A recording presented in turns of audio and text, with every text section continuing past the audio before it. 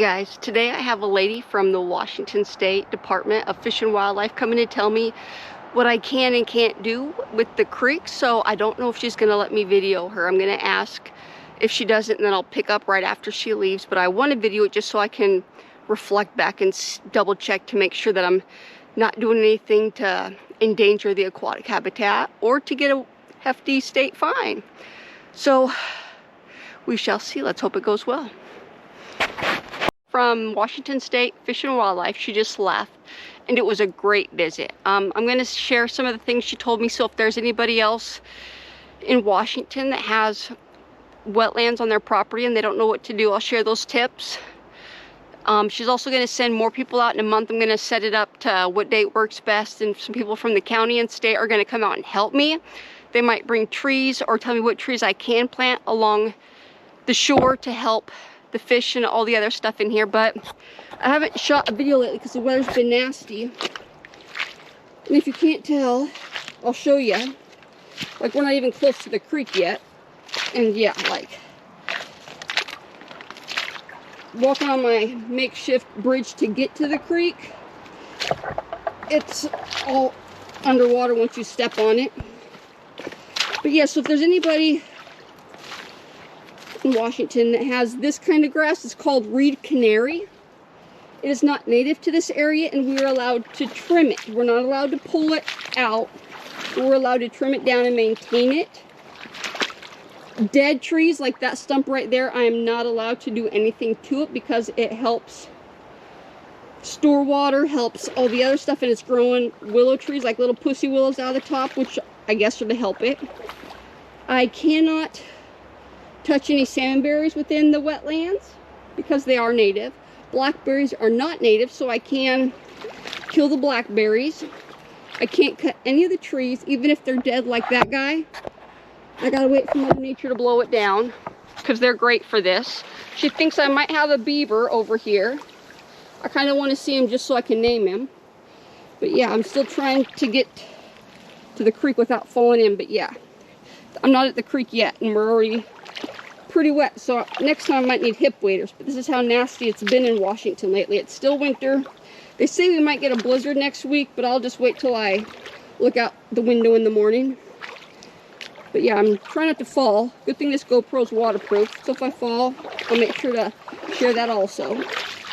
But yeah, see, here's the creek. So all that grass in there, the reed canary, I'm allowed to trim it. I do need a permit. I got a permit to trim it by hand. I'm not allowed to bring in any machinery because there is salmon that go through here. It's not till June, but still, I'm allowed to take care of the grass. I'm not allowed to cut this thing, even though it's ugly. I don't like it. I can't touch it. So until the other people come back from the county and state and tell me some more info, I'm just supposed to take care of all this nasty grass. And when she put it up online, she says I have a good chunk on the other side of the creek also, so that excites me.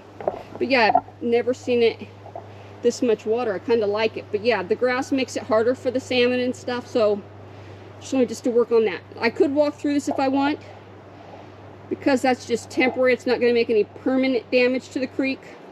And if I want to make a bridge, it has to be, I have to look online and see what it would be for a 100-year flood, and it has to be above that, with like 3 feet above 100-year flood restrictions. But if I want to make a bridge for a day just to cross it where it's temporary, that is okay to do. But yeah, it's a cluster over here.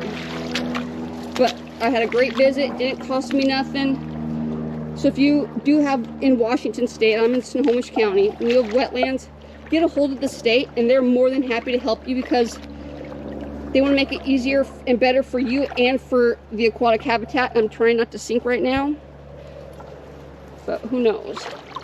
So yeah, this is why I'm not allowed to do anything within 200 feet of the creek, because this is wetland. And if you ask me, I think this right here is what a 100-year flood would look like. And I'm at least 500 feet above sea level already.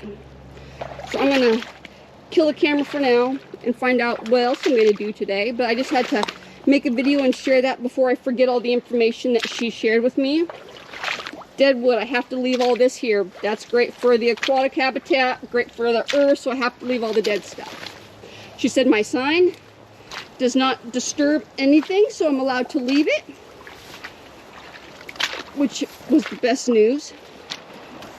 But like beast mode, I didn't want to get fined, so that's why I reached out, and they came through very quickly. I didn't get any fines. She saw that I'm trying to do it the right way. I'm not trying to like ruin anything or get one by anybody. And I always thought I could only do 50 feet from the shoreline, but it's in this specific area, it's 250 feet. So thanks, and let's see what else I'm gonna do today. This video is gonna be a short one. I usually don't come down today. I come down in a couple days, but it's the day that I had scheduled with the Fish and Wildlife lady. So hopefully the weather will be decent in a couple days, and I did something that I never thought I would do, and hopefully I don't have to do it again. I put salmon berries in buckets so that they could be transplanted elsewhere. But what's so cool about the Fish and Wildlife is these are native here, and I'm not in the wetlands where I pulled them from, so it's okay. I'm going to trade them, give them to them, and they're going to give me trees that are creek friendly, that I can grow along the shores of the creek here in trade for these salmon berries that drive me crazy.